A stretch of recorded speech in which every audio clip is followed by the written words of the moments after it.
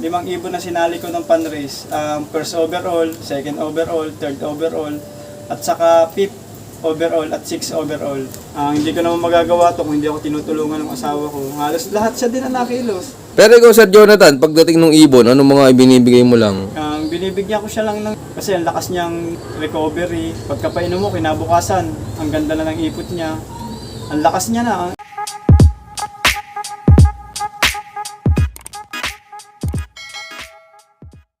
Yun na, magandang araw sa inyo mga kaibon. Nagbabalik ang One Natural Vlogs. And for today's video, nandito ulit tayo ngayon sa Nagkarlan, Laguna. At may isang malupit na pansyar na naman tayong binalikan. Dahil ang lulupit talaga nung kanyang ibon. Napakadaming panalo niya ulit ngayong North Derby Race. Kung gusto siyang makilala at makita, tara, samahan niyo ako. Let's go!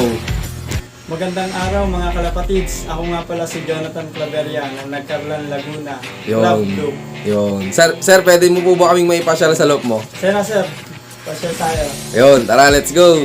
Katawa mga kaibon, papasok tayo sa bagong loop ni Sir Jonathan Claveria. Bali, ito yung nadagdag. Katas ng panalo. Ito, yung katas ng panalo. Kung hindi na nanalo, hindi tayo makapagpagawa. Kaya ang daming improvement ng loop niya. Dahil sunod-sunod yung pagkapanalo. Mababasa na all ka na lang. Ito, may bila doon sa likod. Ayan, oh.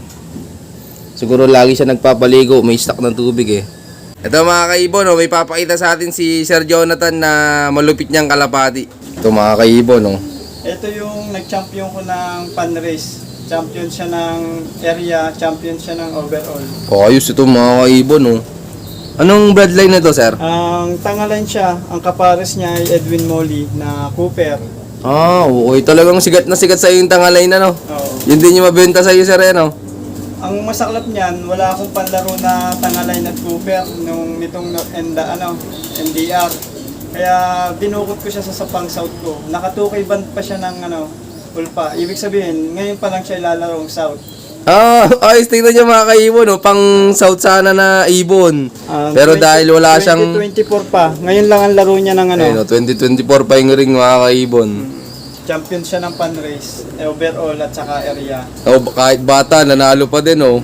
Kaya ngayon, tinigil ko na siya kasi wala na rin naman siyang, hindi na rin siya young bird. Yung mga young bird na lang nilaro ko. Ah, bali nung pagkapanalo, sir, nung pan-race, tinigil mo na. Tinigil ko na siya. Sa South na lang uli siya ilalaro. Ayun. Itong ibon na ito, nung kinakarera ko to puro smash. Tapos napakabata, parang 3 months lang siya nung inilaro ko. Ang dami niya pa, hindi ko siya na-feathering.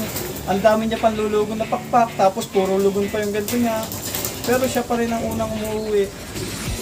Ang niya sa smashan, ang tibay niya, talagang umuwi siya.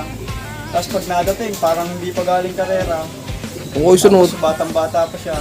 Tingnan mga kaibon, oh, magaling talaga yung bloodline na... Ngayon, kung kailan nakapahinga siya, saka maganda ang balahibo na. Hindi, ready na para sa South naman. Oo nga, kompleto na ang pakpak. Kaya ngayon lang South siya ilalaro. Galing nito. Tapos may mga pooling winner pa ba to, sir? Napakadami nitong pooling winner. Hindi siya nawalan ng premyo simula umpisa ng training hanggang matapos ang kanyang training at pan-race. Yan. Tapos abangan pa natin to sa South Race naman. Dahil dun, Nakatukay band siya.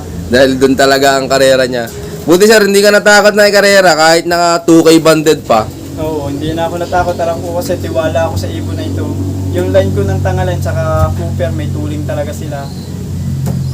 Yan. Abangan pa natin to sa South. Mukhang mas matindi pa ipapakita nito sa Kompleto ang balahibo South niya. Race. Ayan. Ito, may papakita pa sa ating ibon si Sir Jonathan. Man yung nag-champion na second overall ng pan-race. Yun ang champion. Ito yung second overall. Oo, isa. Bali, ilan yung ibon na sinali mo ng pan-race? Ang 5 ibon siya. 5 ibon na sinali ko ng pan-race. First overall, second overall, third overall, at saka fifth overall at sixth overall. Ah, bali, nakapasok lahat sa top 10. Oo, pasok lahat sa top 10 yung sinali ko. Isa lang ang sumangat. Hindi mo rin masasabing maliit na area kasi ang laking area. Gawa ng sakop din ng Batangas, ganun. Buong Laguna at saka kalahati yata ng Batangas. Ang galing, ano, tinan niyo mga kaibon, no? Ano naman bloodline na to, sir? Ang Tangaline, ex-Vandenbroek. Oh, parang karamihan talaga may pasok ng tangaline, ano? Oo, lahat na lang nilalaro ko Tangaline. Hindi na ako nag-breed ng hindi ka-cross ang Tangaline. Lahat ng Tangaline ko, ipinure ko. Tapos yun ang ginagawa kong breeder. Ito mga kaibon, oh. Ito yung second overall Second naman. overall. Grabe to. Kamusta naman yan, sir, nung kinakarera mo? Okay ito, napakalupit nito. Kada alpas din, hindi rin siya nawawala ng premyo. Lagi lang nauunahan nung isa. Oo, lagi lang naunahan nung isa. Nung ano lang siya, nung siya nagbawas ng mga pakpak, lumugon. Yun, saka lang yun bumabagal pagka nawala ng pakpak. Nagbawas ng pakpak. Pero sabay-sabay din silang nauwi. Talaga lang inuuna kong mag-clock yun, nakapwesto. Ah, okay. Kaya ang una ko talagang ikinaklock para madagdagan yung ano niya, points niya. Para hindi, Kasi kapag ka inuna mo yung panghuli, yung mababa ang speed, parang mababawasan pa. Di unahin mo na kung sino yung pinaka mataas na speed. sa bagay. Para hindi hindi mabawasan yung speed nung Doon ka nakapokus sa nasa top na ibon. tatuan. Yun. Kaya siya lang lagi. Pagkakasabay siya nito, mga ito, siya ang una kong dinadampo talaga. Kung sino yung nakatapuan. Ayos ah. Pero ikaw ba, Sir Jonathan, may sariling mix ng patoka? O ano lang, ang ginagamit ko ay Bona mix lang. Tapos minimix ko lang hindi na ako nagdadagdag ng mais, Carbo Max na lang. Carbomax Para na. mabilis matunaw. Kasi ang mais mahirap tunawin Nga naman. Lalo na pag stress ang ibon. Di ginagawa ko, Carbo Max na lang nilalaw ko. Tapos sa isang sako, platinum lang, 1 kilo, yun lang. Sa isang sakong flyer mix. Oo. 1 kilong platinum, 2 Carbo Max.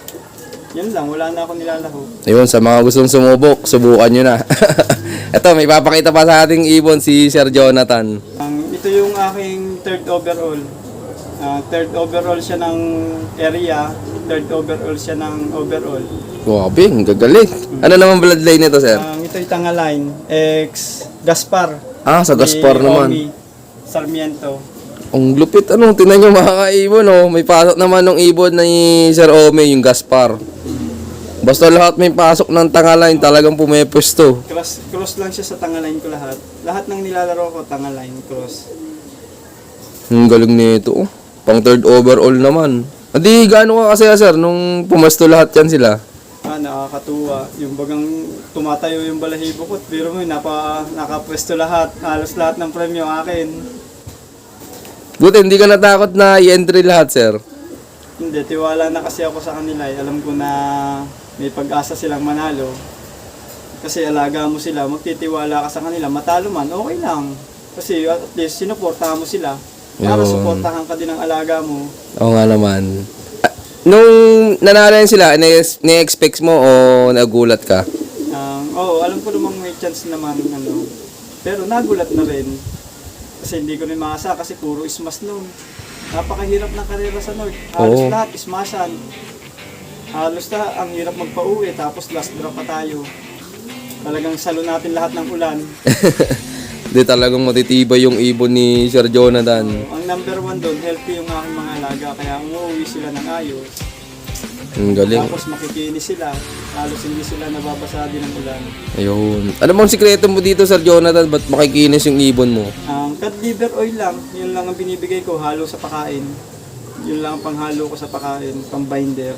Ilang beses mo ginagamit sa Sanlinggo yun? 3 beses. 3 beses Sa na. week. Hindi ko naman magagawa to kung hindi ako tinutulungan ng asawa ko. Halos lahat siya din ang nakilos. Ako na lang, minsan na lang. Iba pa rin talaga pag suportado ng misis, sir, ano? Kung hindi suportado ako ng aking asawa, malabo akong manalo. Hindi ko kayang gampanan lahat. Madami din kasi akong ginagawa. May manukan ako, kailangan ko din magtrabaho. Siyempre, pampakain sa ko, pamilya. Yun nga. Kaya laking tulong din ng aking asawa. Kaya nagagawa ko ding healthy yung aking mga ibon, gawa ng tulong ng asawa ko. Yun, ang galing. Ano? Pagkakarera mo pa to, sir? Oo, pagka baka may nagusto kasi, ang dami nag-PPM na baka gusto nilang kunin itong aking yung mga finisher ko ngayon. Third overall siya, tapos finisher pa siya. Ito mga kaibon, pwede na palang i-out to. Pan-race champion, tsaka pumesto rin sa overall. Ayan, PM nyo lang si Sir Jonathan. Lahat yung finisher ko, pwede kong ibenta basta sa tamang presyo. Ayun. Kasi hindi ko naman pwedeng presyo ng napakababa kasi biro mo laki ng na-premyo niya tapos bebenta ko lang na mababa. Oo nga naman. Nakakaawa naman yung ibon. Ito, pwede nyo maging foundation bird to. Tapos, pag mahina pa naging anak nito, pwede mo itong papalitan sa akin. O yun o, tingnan nyo mga kaibon. Pwede mo ibalik sa akin. Ang mahal, ang ano lang, ibabalik ko lang yung, papalitan ko lang yung ibon. Hindi ko na kayang ibalik yung pera. At siguradong, pagkabigay nyo ng pera nun, ubus na. Oo. Pwede kong palitan yan. Pag mahina naging anak sa inyo. Ayun, napakabait ni Sir Jonathan o. Kaya kung ako sa inyo, PM na AM na. Ayan, ito, may papakita pa sa ating ibon si Sir Jonathan. Ito po yung 5th overall ko ng pan-race. Ang line niya ay Tangaline, kapares niya ay Koopman ng Nigeriso. Oh, tingnan niya mga kaibon o. Koopman naman yung nakakross sa Tangaline. Jayso. Pero nakapwesto pa din. Oh, ayos, ang galing, solid. Napakahirap din ang mga dinaanan nila. Ito nung nilalaro ko ito, wala ang mga pakpak niya, lugon. Ah, lugon pa yan. Lugon na lugon yan. Puro lahat ng balahibo niya dito, ubos. Tapos ang pakpak niya laging lumulugon. Kasi dalawa pa ang lulugon niyang pakpak. Oo nga. Hindi pa siya full, hindi ko siya pinedering nung bago eh. Na-busy kasi ako sa manok. Yeah. Pero ikaw, Sir Jonathan, pagdating ng ibon, anong mga ibinibigay mo lang? Ang binibigyan ko siya lang ng Yorme Mix. Yung kulay orange. Yorme 4-in-1. Ang galing. Talaga, kada darating ng ibon ko, yun ang binibigay ko. Simula umpisa hanggang magtapos. Kasi ang lakas niyang recovery. Pagkapainom mo, kinabukasan, ang ganda na ng ipot niya. Ang lakas niya na, ang iglas niya. Alam ba, binigyan mo nito sa hapon, malakas na, pwede mo nang parondahin. Pag-uwi galing karera. Ang galing ano. So, dati, hindi ako nagbibigay nun kasi sabi, pangit daw sa ibon yun. Eh, sabi ko, dito na ako nakasanayan, dito ako nananalo, bakit ko pa babaguhin? Oo nga naman.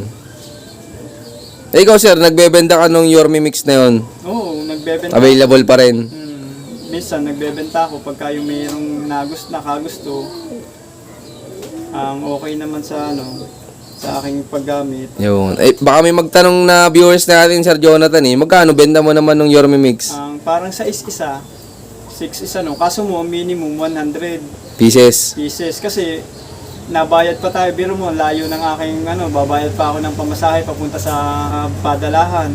Biro mo, 50 pesos ang pamasahe. Tapos tutubuhin ko lang 100. Di ba nilagay? Kaya 100 ang minimum. Oo, hindi. Pang matagalan naman nilang gamit eh. Basta hindi lang nababasa, tapos hindi lang naiinitan, natagal yung gamot. Yung... Thank you, Sir. Ito, papakita pa sa atin yung isa, yung pang-anim naman. Ito yung 6 overall ko ng pan-race. Ito yung napakapasaway na ibon. Bakit, pre? Pag nadating itong ibong ito, sa akin na ito nababa. Oo, sa akin na, halimbawa, kaklak ko, dito na nababa, dito ko na ikinaklak. Dito na pupunta siya. Oh, so, maamo sa'yo, ano? Napakaamo. Sabi ko, naku, tatagal ba itong ibong to?